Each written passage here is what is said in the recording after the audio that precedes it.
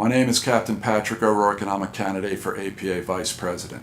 I'm part of a team led by Captain Eric Ferguson, who is a candidate for APA President. I want to talk briefly about strategic communications. Strategic communications is an umbrella under which all organizational communications should be synchronized to achieve established strategic goals.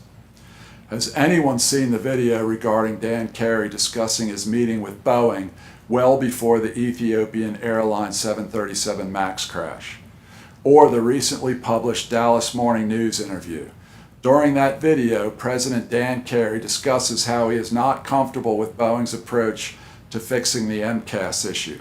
He stated this after the Lion Air crash, but before the Ethiopian Air crash. However, after the Ethiopian Air crash, for some reason, on March 12th, APA published an update supporting the company's position that the 737 MAX was a safe aircraft and that our pilots were trained well enough while operating aircraft with slightly different safety equipment that this sort of tragedy couldn't happen at American Airlines.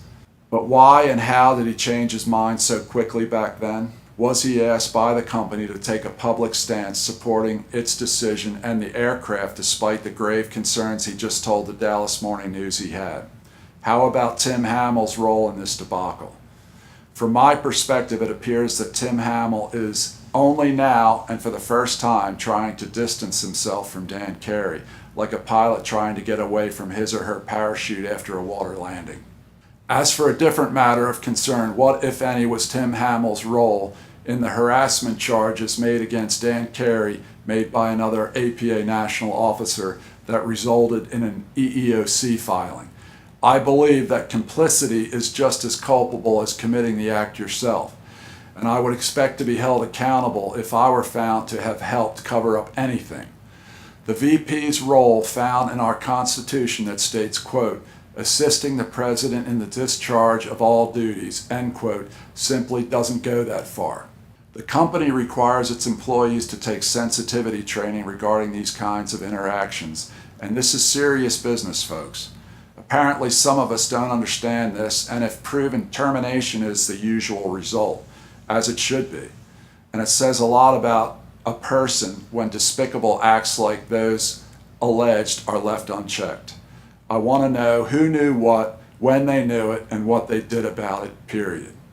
As to getting a new contract, I know that some of you are hesitant to change leadership since we have already begun the Section 6 negotiation process with the company.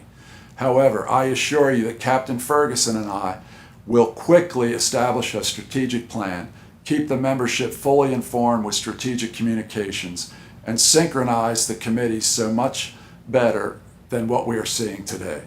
We'll restore the power of APA back to the membership through the board of directors.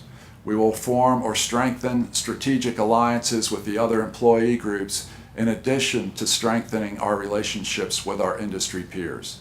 The timeline for a new agreement is a question that I have been asked several times before, and the question is, won't management stall or drag out negotiations?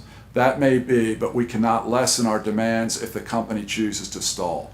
We will influence the company to move toward agreements where we can, and we'll have a lot more power than some might believe, especially when acting in unity. We must establish ourselves as leaders in this industry, even if management is okay with 8th out of 9th place amongst other carriers. We're not okay with being bottom feeders.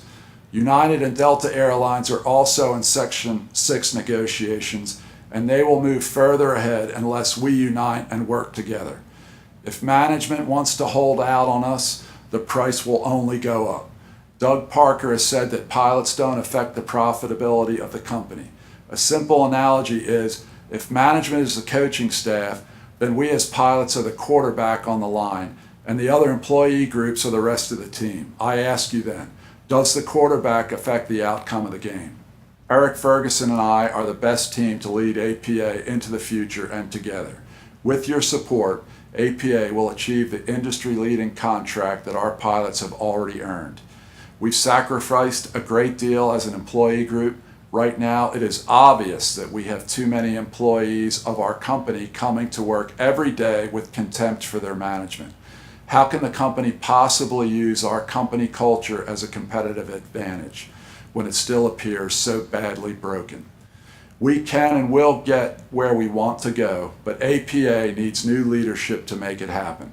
Vote for Captain Eric Ferguson for APA President and Captain Patrick O'Rourke for APA Vice President. We are your upgrade APA team.